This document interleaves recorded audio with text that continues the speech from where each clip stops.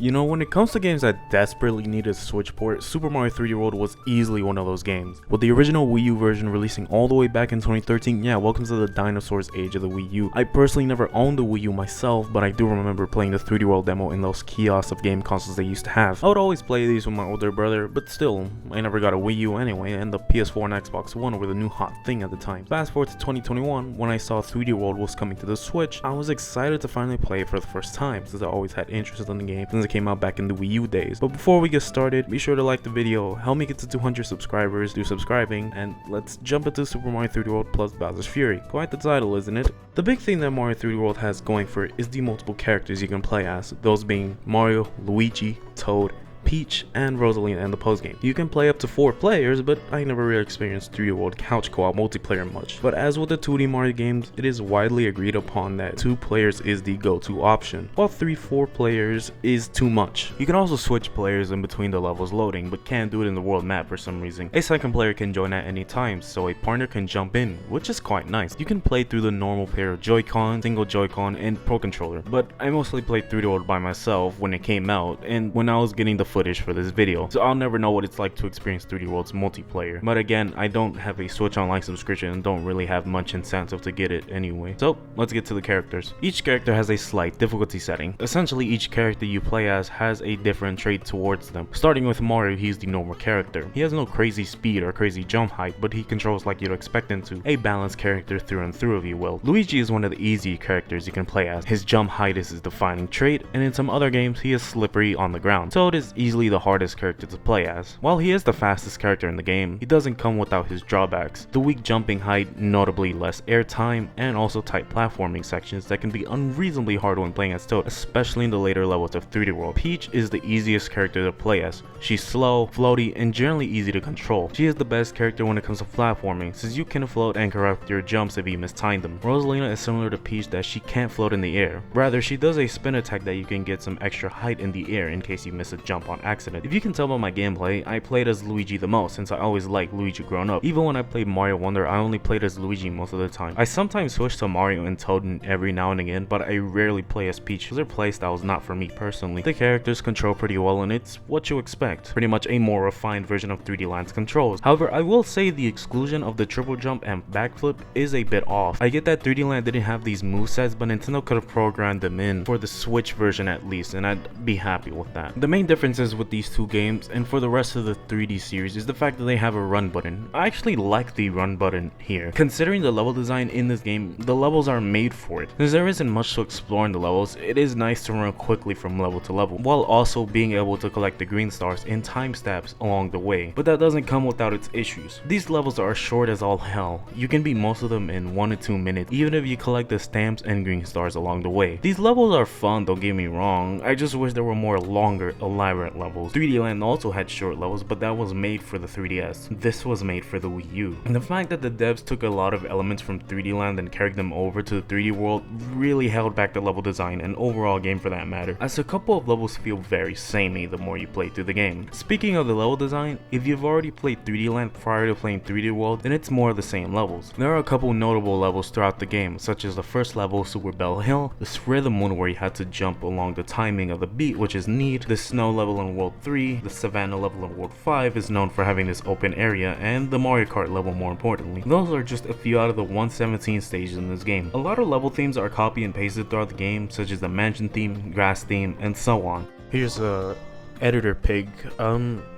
I'm sick, so my voice sounds like absolute shit when recording this, so please bear with me on that. You have power-ups in the game, and similar to 3D Land, it has its own unique power-up, the cat bell. I like this power-up. Being able to climb up walls to reach otherwise inaccessible areas is great. It's the go-to power-up when playing this game. The designs are cute and all. Also, I was always bugged out by the removal of the ice flower. While sure you could say there wouldn't be much use for it, but there are ways the ice flower has been used in 3D Mario. Now, you could make some levels around it, adding to the creativity, but again, that's just power-ups from 3D Land with the addition of the cat bell. I don't mind the power-ups at all, I just wish there were more to make 3D World stand out. Oh, but bring the Mega Mushroom, that would be such an incredible power. It's barely used. Why add it in the first place? Such wasted potential. I felt the only reason they added it at all was just to put it in the commercials like, holy shit, Mario turns big now, take my money. Mega Mushroom blows. Next, the clear pipes are a way of going through some levels. It can be used well in some levels, but it's mostly just going from point A to point B.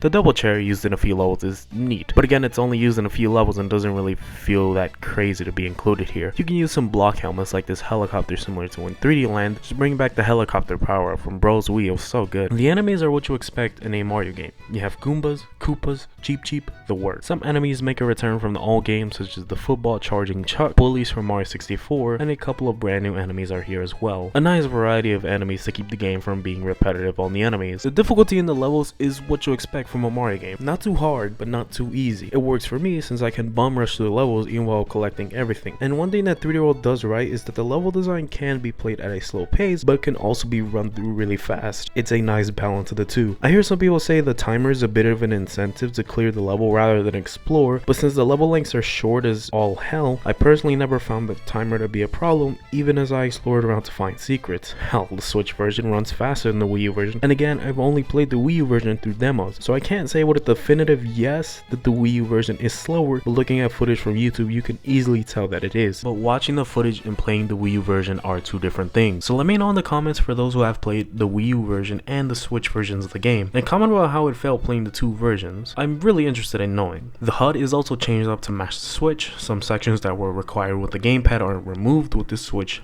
entirely. The UI, visuals look sharper, character models look better, and there's also the addition of a photo mode here. But overall, you're getting Super Mario 3D World regardless of whether you play the Wii U or Switch version. It's ultimately the same game at its core. Enough about version differences, let's talk about some Captain Toad levels. These are fun and creative levels to play. The main gimmick is that Toad can't jump since his bag is too heavy. So I like that not jumping does restrict your movement, but it also brings in new creative ideas for the level design in these. It was so good that there was a separate game made for it. While not required, these are fun little distractions for you to mess around in. There's some levels of quick bite-sized rooms where you can get a green star if you can take out every enemy in a short time. You are rewarded with a green star, then do the next one once you're done. You can get free green stars from these pretty much, which is required to progress the plot. Which, personally, I wish you could just progress the plot without them being required, but it makes sense that there is a requirement needed, so I can't just bum rush through the game, which I don't mind. The stamps, while not required, are neat collectibles. You can collect them, and there are a lot of stamps you can find. There's one in each level you can play. I think it's required to access the final world in the game, however. They're not too hard to find, and again, they aren't required to beat the main game. It's only needed to access the bonus final world. Speaking of the world, let's get to them. I don't really care for Worlds 1 and 6 aesthetic wise, so I'm only going to be talking about World Castle, Bowser, and a special world. World Castle is essentially the lava themed world, featuring some difficult levels and a Bowser fight. Similar to 3D Land, you fight Bowser a total of 4 times, once in World 1, 5, Castle, and Bowser. World Castle is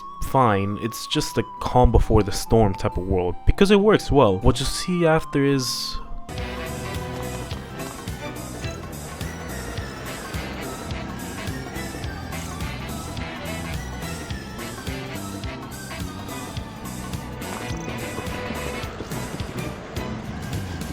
This is how you make a final world.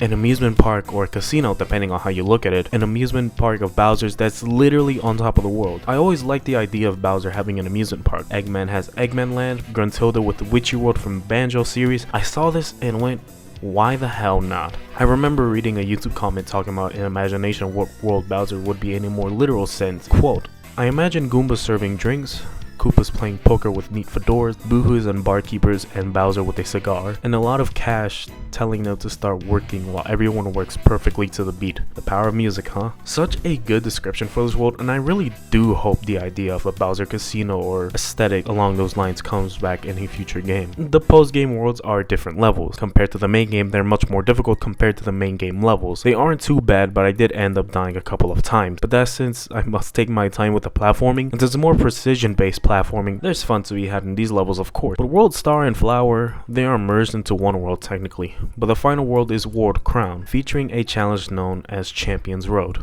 No checkpoints, so if you die, you go right back to the beginning of the level. I beat it for the sake of the video. It is much more difficult on the Switch version, since it does run faster compared to the Wii U version. I cleared the level with Luigi, and I have to say, Champion's Road is such a well-designed hard level. You have tight platforming, constant enemies attacking you, water sections that require patience, using enemies to get a better jump height, a thank you message at the very end, and all of the characters awaiting you to congratulate you for your endeavors. This is charming. This final level, while short, it's definitely an incredible one at that. Compared to Mario Galaxy 2's Perfect Run, 3D Land's Crown level, and Odyssey's Darker Side level, this is easily my favorite one. As much as I love the difficulty of the Perfect Run, Champions Road is on a different level to me. The music also really helps out Champions Road as well. And speaking of the music, my gosh, 3D World has a fantastic soundtrack to listen to. It brings that bombastic energy of Mario to a whole new level. A couple notable tracks include Double Cherry Pass, A Boss Approaches, World Bowser, and World Star. There are many more tracks I'd like to include here, but these are just a few examples. 3D World's soundtrack is up there with both Mario Galaxy 1 and 2's orchestral soundtrack, but not better. Nowhere near close. The boss music is pretty good, Bowser's theme is great, so on. These boss fights are nothing crazy, it's merely something you expect in a Mario game. Bowser Jr. doesn't make an appearance in the main game at all, so Bowser takes the spotlight. The final boss, Bowser is a cat, but don't let that distract you from the fact that the music is phenomenal. While it is an auto-scroller, and auto-scrollers are widely considered to be bad. However, I think this is an auto-scroller done right. The music building up as you progress, constantly dodging any attack Bowser throws at you while you're ascending the tower. The part where he takes the double cherry and things start to heat up, then the final ascent to the top as you make your way over to the POW block and finish him off. While you don't directly fight Bowser, this fight is heavily carried by the music, and more importantly, Bowser being a cat. Oh shit, he's a Titan now. Bowser's Fury, the add-on that comes with buying the Switch version. While it is a shame that it never got a separate release, I can see why. The Wii U didn't sell well, so re-releasing 3D World on the far more popular Nintendo Switch was the move. But to also get those Wii U owners, they added Bowser's Fury and lots of enhancements. As of March 2024, 3D World in the Switch is a clear smash hit, with 13 million copies sold, making it one of the best Switch games sold. After Bowser's Fury, it's a fun little expansion you can beat over the course of a few hours. The plot this time is that Bowser's a big titan for some reason, so Bowser Jr. begs for you to help him out. Mario doesn't really care, but since Bowser's terrorized an area that is almost empty, so he just does it because he feels obligated to. The section before this was a scripted sequence, and can I just say, I always liked the idea of fighting colossal beings while you're a tiny ant compared to them. Examples like Shadow of the Colossus, Bayonetta with fighting the angels, and now this game. Another example, Sonic Frontiers with the Titans. Something about going head to head with titans that are way bigger than you always intrigued me, and the cover art of Bowser's Fury looks damn good to boot. So a Titan version of Bowser interested me. But more importantly, let's talk about Bowser's Fury. It plays like a Mario sandbox similar to the likes of Odyssey, Sunshine, and 64. The main difference is the run button. In 3D World, it was fine to have a run button since the camera was always in fixed angles. Now since you're in an open sandbox and running while moving the camera, you do a crab claw layout on your controller. Now you could normally walk around without pressing the run button, but that's too slow. It wasn't a big deal for me using the crab claw layout on my controller. It just took some time for me to get used to. Bowser Jr. is a companion in this game as well, so you can get him to either help him out a lot or a little or just none. I chose none so I could have full control of him whenever I needed to use him. You can also get someone to play as him, but again, I played all of 3D World single player, so I personally never experienced playing as Bowser Jr. or the co-op. Also, this would have been a perfect opportunity to bring in split screen multiplayer, but it's likely that it was never brought up since the Switch just couldn't handle it. The levels aren't really levels, more so just small areas of platforming you can do to collect cat shines needed to progress. So this is more so just a kingdom in Mario Odyssey, or in other words, an open zone, similar to Sonic Frontiers. There are a total of 100 cat shines and 50 are required to beat the game, normally. Some of these little platforming areas are themed differently, like this lava mountain, a cold pillar you can scale, but sometimes Bowser can show up out of nowhere and start wreaking havoc until you either wait it out or collect a cat shine. The usual power-ups return from the main game, and there are platforming challenges you can do to obtain cat shines. Mario himself controls well, but the 3D World physics in an open sandbox environment is a bit odd to me. I never like using the dive here because you barely gain any height, and as I previously mentioned before, the run button is a bit awkward to use. Not to say that Mario controls bad, in fact he controls good, but compared to Odyssey, Sunshine, and the rest of the 3D Marios, he doesn't control as good. Plessy also returns here, making him the go-to method of water traversal. You can dive and jump out of the water to get a small boost. Thanks to watching speedruns, I learned that you can cancel the boost and just dive again, making you go a lot faster. You still get the boost, but save time by not dealing with the amount of airtime you have. Also, I noticed one difference in this add-on. For some reason, when playing on docked mode, you get 60 FPS. Okay, good. Whereas in handheld, you get 30 FPS. The main game runs 60 FPS perfectly fine on both the handheld and docked versions of the game, so I did find that odd. However, the main event here is Fury Bowser. Once you collect enough cat shines, you unlock the ability to go Super Saiyan as a Titan Cat Mario. This is awesome to look at while a bit clunky to control.